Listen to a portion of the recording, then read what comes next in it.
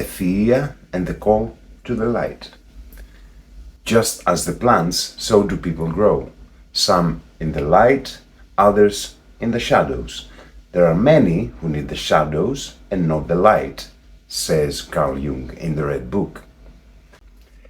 And since Carl Jung talks about plants, let's consider, what does Euphυΐα truly mean in Greek?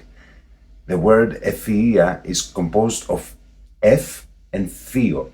Theo means to sprout, to be cultivated, to develop, to grow. And F is a prefix that signifies goodness, well-being, harmony, measure. It represents the golden ratio we see everywhere in nature. Therefore, Euphυΐα, which is typically translated as intelligence, literally means the ability to sprout towards the F, to develop not in a chaotic and shapeless way, but with harmony. It is having the strength and the energy to become an active participant of life rather than a passive recipient of it.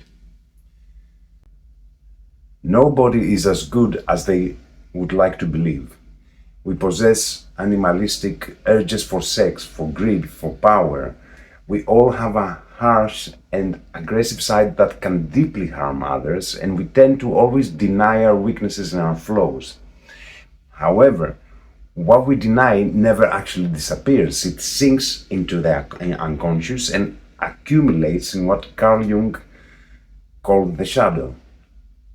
In this video, we will explore how confronting our shadow and integrating its elements into our personality can revitalize us, revitalize our lives, and help us heal also the sick world we live in.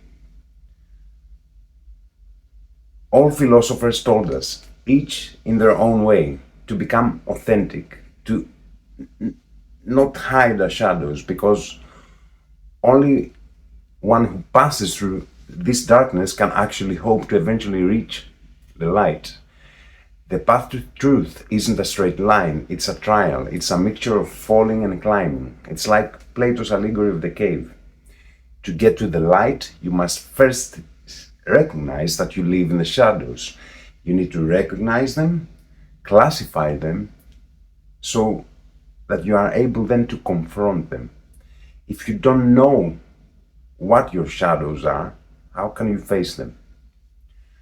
As Heraclitus said, the way up and the way down are one and the same. Οδός άνω και κάτω μία και αυτή. The same path that descends into darkness is the one that ascends to the light. So, to become authentic, we must accept both the light and the shadow and unite them within ourselves, and then move towards harmony. Persona and tragedy, the mask and the shadow.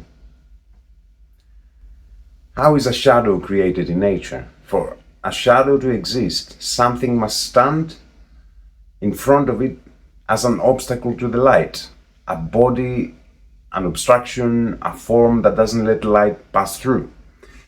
The same thing happens to us. For a psychological shadow to exist, something must block the light of our truth. That something is the mask we wear in the world, the mask we show to others, the face we want them to believe we are. Ancient Greek tragedies weren't like today's movies. Most films today are just entertainment. And the word entertainment in Greek is diaskedasis, comes from the verb diaskedάνιμη, which means to scatter, to distract, to disperse energy. Or even worse with today's movies. They project hidden messages into the unconscious and shape perceptions without us even realizing it. This is, of course, a form of manipulation.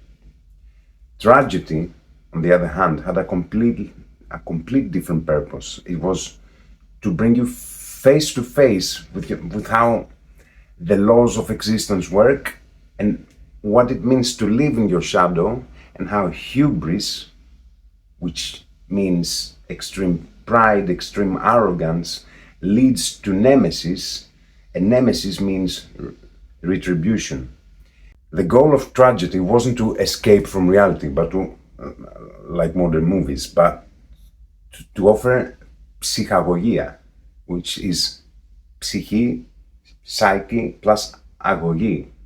Psyche is the soul, and ago means to lead or to guide.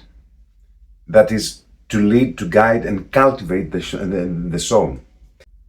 That's why the prosopon, the prosopion, the actor's mask, wasn't a simple object, it was a symbol. It was a symbol of the role one played, the social persona. And the Greek word prosopion and the Latin word persona have the same root. It's the mask we show to others, the face we present to gain acceptance, love, and recognition. And this is the word that Carl Jung used. But behind every mask, just like on the stage of a tragedy, there is always this shadow, just as in physics here too. Every mask stands in the light and casts shadow behind it. And this shadow is everything we've been hidden, everything that doesn't fit into the image we want to project. It is a kind of mask designed on the one hand to make a specific impression upon others, and on the other to conceal the true nature of the individual. Carl Jung, 2 essays on analytical psychology. Hades and Pluton, the invisible and the hidden wealth. The construction of our persona begins early in life. As children, we learn which elements of our character gain acceptance from family, friends, and the society, and which ones are rejected. We integrate then the former into our persona, and we hide the latter behind the mask. And over time, to not feel like imposters, most of us identify with this mask. And then we don't just hide from others, but also from our own selves. These undesirable elements are not lost, they descend within us and gather in the unconscious, forming the shadow. So where do they descend? They descend to Hades, Hades in Greek. In Cratylus, Socrates analyzes the word and tells us that Hades is aidis, from the privative alpha, which negates a word, and ida, meaning I know. Thus, it is the unseen, that which is not visible. Our psyche does exactly the same thing. Whatever we don't want to see, we send it down to Hades.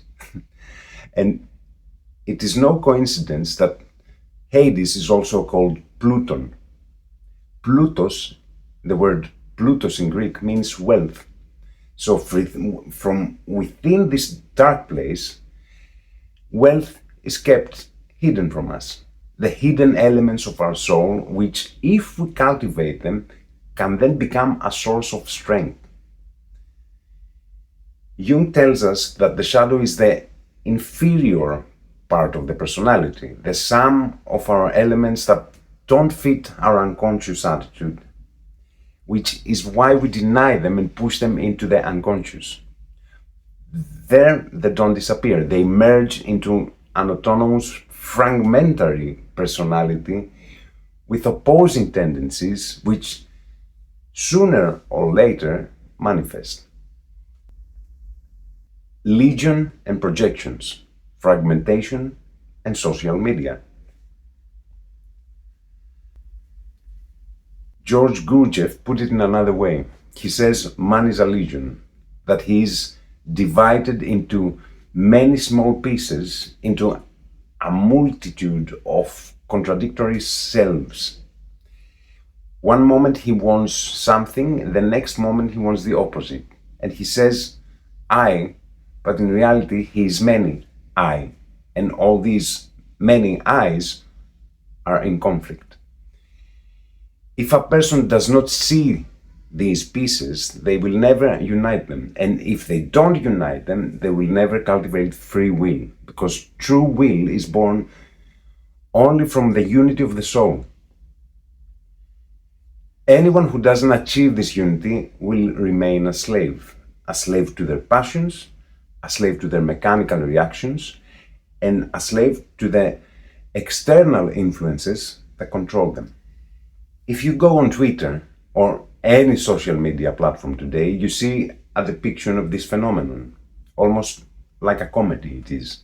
Everyone projects what they want to project, and everyone says their own piece with an audacity that they would rarely have if they were face to face with the other person. Thrasidilia, this is called in Greek. It's the mix of audacity, which is thrasos, and cowardice, which is dilia. And it is something that it has exploded in our time. All the suppressed contents of the shadow don't remain inactive in the unconscious. On the contrary, they act autonomously behind the spotlight of consciousness. And one of the ways that they manifest is projection. We see in other people, in groups, in nations, in political parties, and so on, the exact flaws that reside within ourselves. We also attribute to the other all the bad and inferior qualities that we do not want to recognize in ourselves. And for this reason, we must judge and attack them. While all that has happened is that a lower soul has migrated from one person to another. The world is still full of scapegoats, just as it was formerly teeming with witches and werewolves. The undiscovered self. Elements of the shadow also manifest in our daily life, affecting our mood and our behavior. Suppressed instincts and suppressed desires create tension between the conscious personality and the autonomous, fragmented personalities of the shadow. And in moments of stress or conflict, when consciousness cannot keep the doors of the unconscious closed, the shadow reveals itself. And often, when this happens, it happens with catastrophic consequences. Social media, if we see it for what it is a collective mirror of the shadow. Everyone uploads their image, the persona that they want to show, and at the same time, they project their own weaknesses and flaws onto others.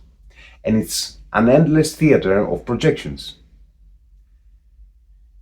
But it's no coincidence that theater was born in Greece, the land of philosophy, because ancient drama was not for entertainment as it is today. Its purpose was catharsis or purification, to bring a person face to face with their shadow, with the hubris and nemesis, so that they could emerge from all of this purer. In social media, in contrast, catharsis is totally missing. There is only this recycling of the shadow. Everyone casts their darkness onto the other and then lives satisfying, believing that they, I don't know, relieved themselves. But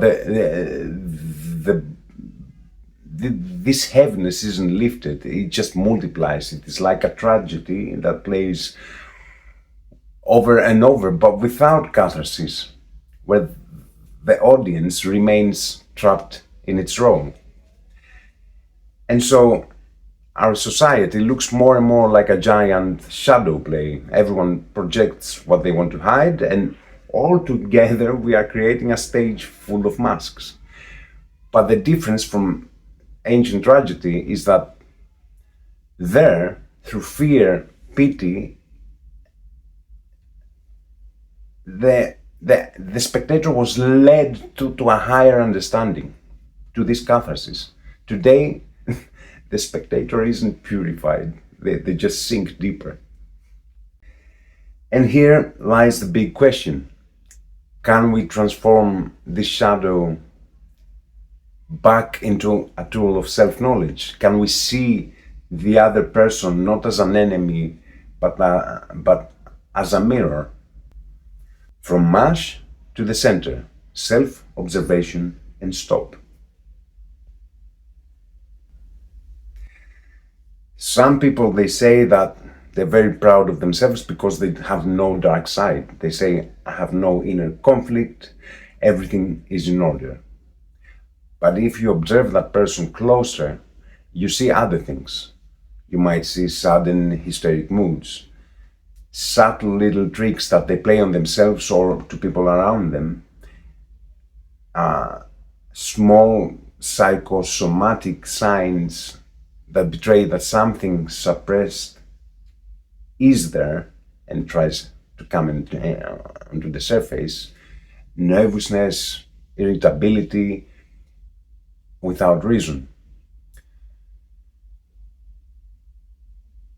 It is as they are carrying an invisible shadow that finds a way to come to the surface, even if they insist that everything is okay. Today, most of us, we are like mash, like mashed potato, a mixture of roles, contradictions, and little eyes that conflict with each other. One moment we want one thing, the other time the next is the opposite of what we wanted, and in this mash, the center is totally lost, and the center is our unity.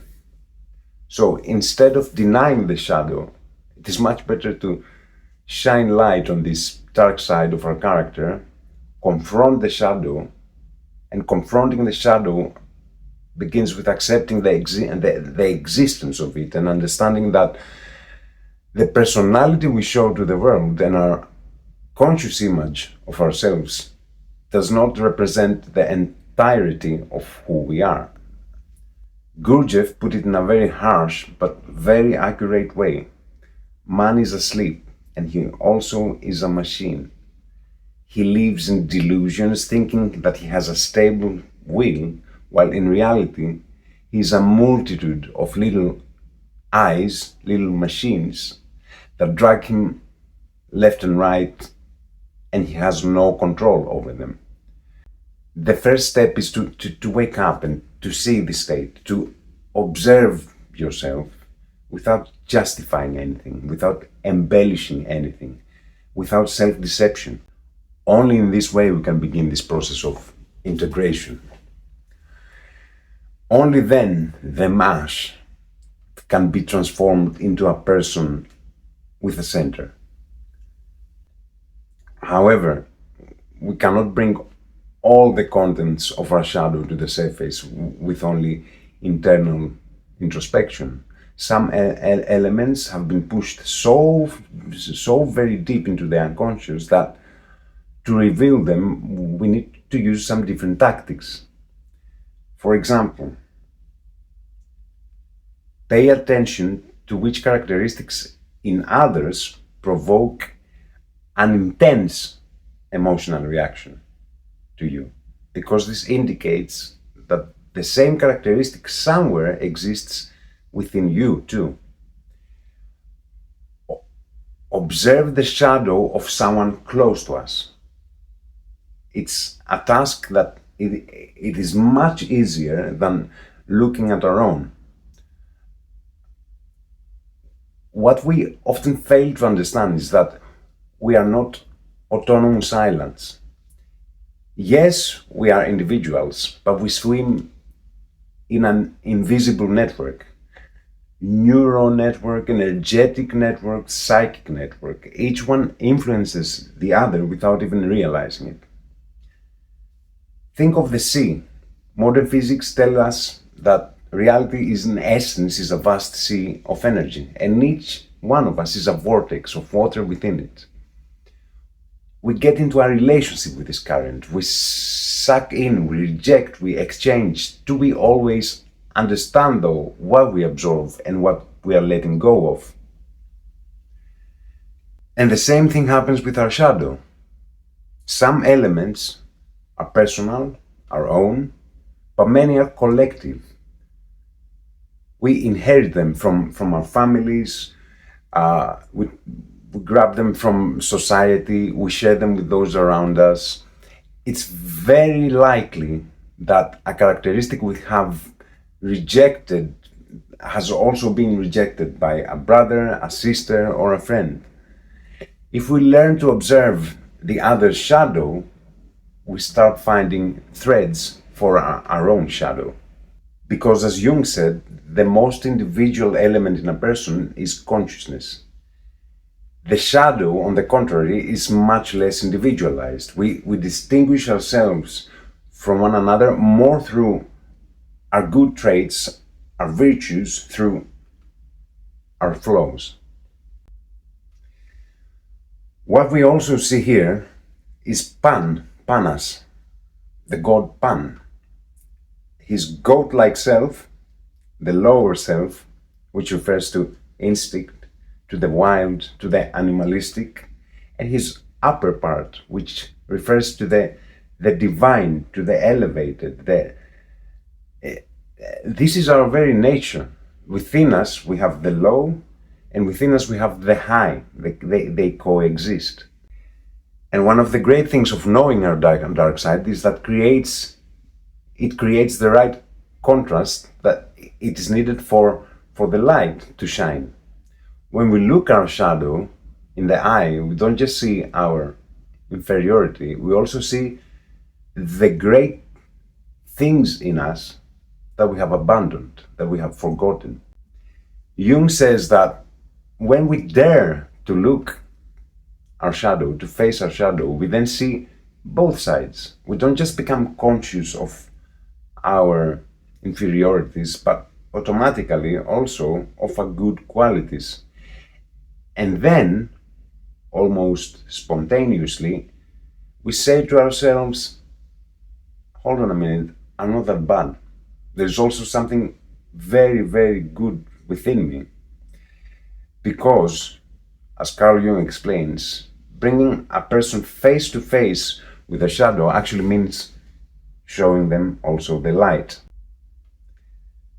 This is also the stop that Gurdjieff talks about. Confronting the shadow doesn't just mean recognize that you are having flaws. It means putting on the brakes the moment you're about those bad traits are gonna take you over. When you become aware of the rage, of greed, of selfishness, of aggressiveness, or an obsession that it is about to overwhelm you, at that exact moment you can say stop, to stand still, to observe it, and not to let this mechanical behavior drag you along. If you get into this habit of self-observation, you'll see that these things are machines that are ready to come and control you at that point. And only this realization gives you a degree of control. It doesn't mean that you immediately overcome the flow, but step by step, little by little, you take away its power to completely govern you. And in this way, you are limiting the damage it would cause otherwise.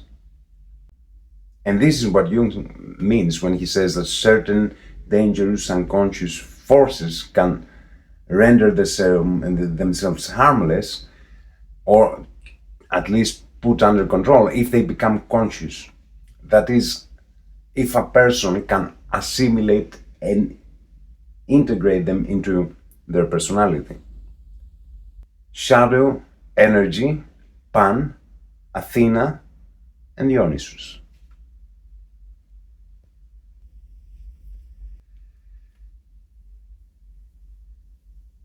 It is wrong to imagine the shadow as the house of the devil, of evil, within us.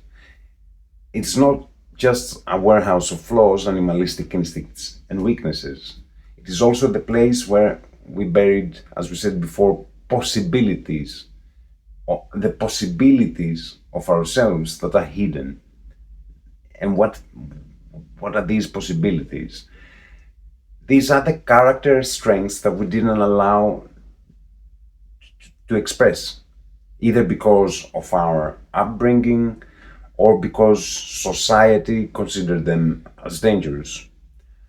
How many people, for example, have suppressed their intelligence to not stand out? How many people denied their creativity to become normal? How many people have extinguished their determination to kind of compromise? The shadow holds all of these things too. What was not cultivated, what was pushed away, what did not find space to be expressed, is also there in our shadow.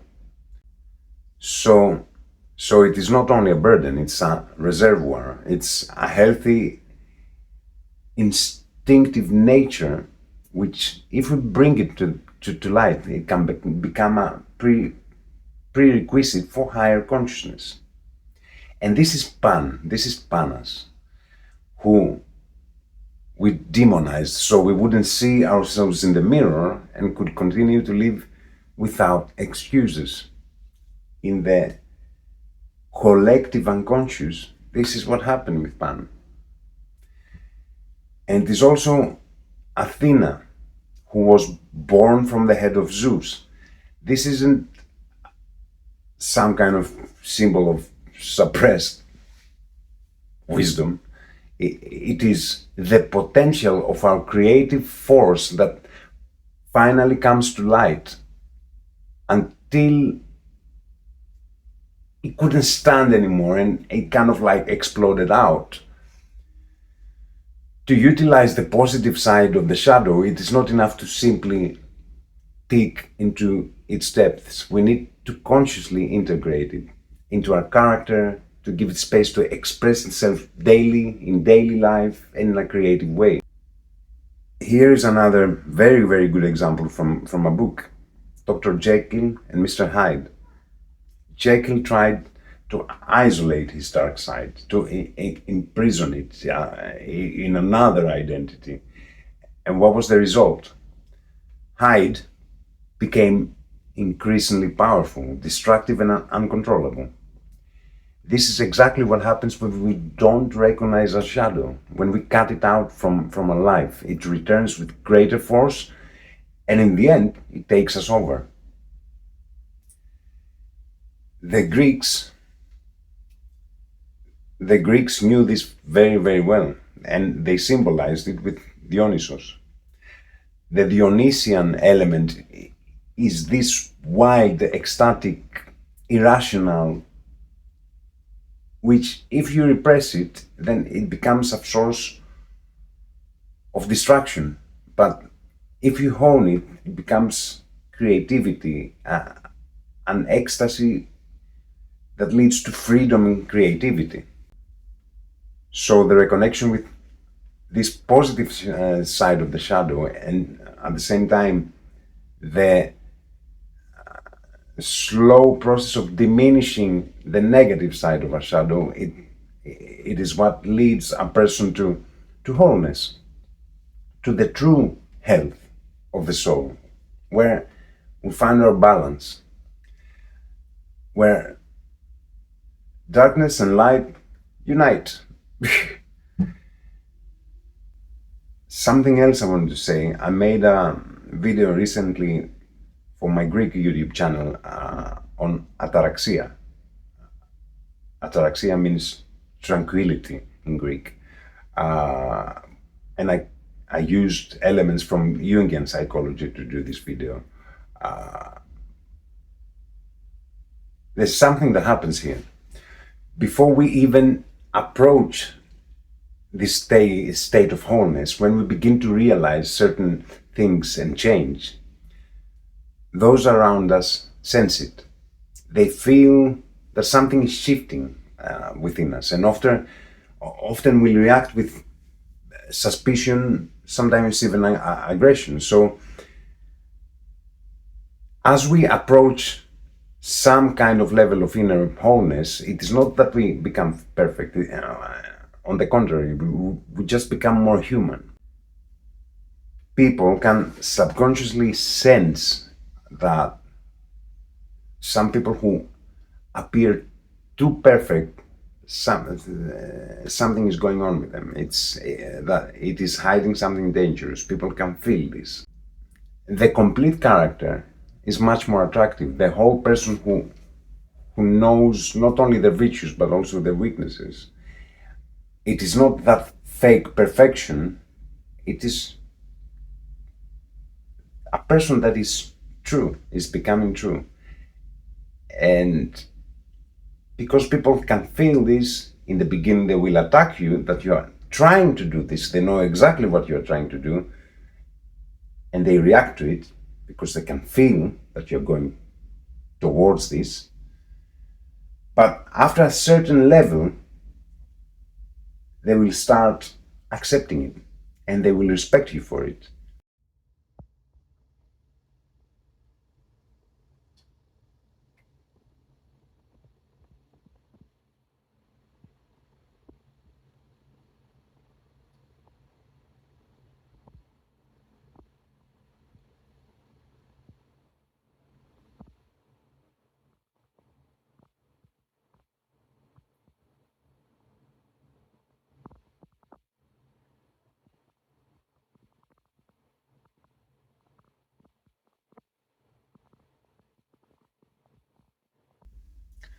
Wholeness and intelligent love. Socrates, Gurdjieff, and the Delphic maxims.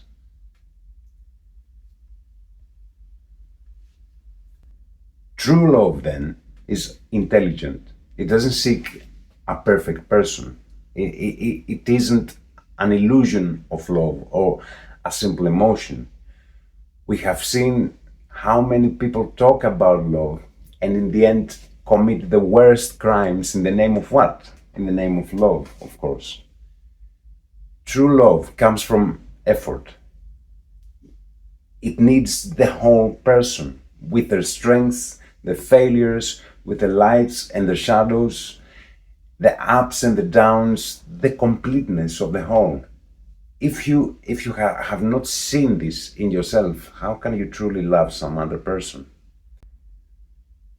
Those of us who accept this challenge of confronting our shadow will also contribute to something else, to the healing of a broken world. Because when we come face to face with our shadow, we also start withdrawing our projections to the others. We stop participating in this madness of scapegoating about everything, from political opponents, political parties, other races, other religions, other nations, other genders. I see this all the time, and it tires me. It's like we are a kindergarten planet or something. Or maybe we are a kindergarten planet. Think about Leonidas for a little bit, Thermopylae, and put yourself in his place. To be in this place means that he had solved a very serious problem for himself. He stopped inside him the dark side, the shadows. And at that point he did this. He was ready to do anything he needed to do to remain true to himself. Again, what we said about the movies and propaganda, the movie 300 projects Leonidas as a macho guy and completely leaves out the most important thing. He wasn't a simple warrior, he was a philosopher warrior. Philosophy then, it wasn't a boring, sterile, academic subject, it was a way of life. It was a connection between the word, feelings and actions. And this is the difficult part. This is the very difficult part.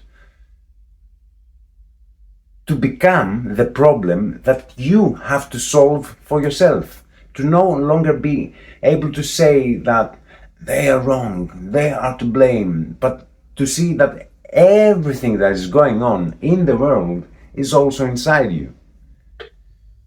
Most people today look at the problems of society and others, but fail to see the biggest problem, their own divided self. And until they face this dark side, they will unconsciously continue to fuel this conflict and division in the world. Because only the one who dares to take on their own shadow has already done something real for the world. They have lifted at least an infinitely small part of this burden from the seemingly, and I emphasize the word seemingly, unsolvable problems of our time. Because everything in the end is a decision. And the word seemingly, that's what I want to say here, in Greek is phenomenon. From phenome, it means to appear. What appears to be so, it is not necessarily so. The phenomenon is what appears. It is not necessarily what is true. And then after the phenomenon comes the apophasis, after you have seen the phenomenon for what it is, which means decision, declaration. It comes from apo, from, and phasis, which is from saying. It means to say it clearly and to act on it. Then any dead end ceases to seem like a dead end. I think that with this video we have revealed it. The apocalypse has happened. Apo plus calypsis. Calypsis means covering. The cover has been pulled back.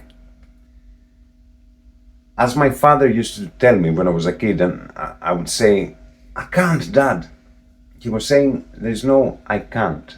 There is I don't want to. How can one see clearly inside when they don't foresee their own self and the darkness they carry with them into all their relationships? Γνώθι σαυτόν, know thyself. Aegia paradata, give a pledge and ruin is at hand. Or beware what you are promising. Recklessness brings Ati. Ati is the goddess of delusion and ruin. And miden agan, which means nothing in excess. These are not simple phrases, they are the foundations of our inner responsibility, and only one who puts them into practice ceases to be the part of the problem and becomes the beginning of the solution. Thank you very much. Bye.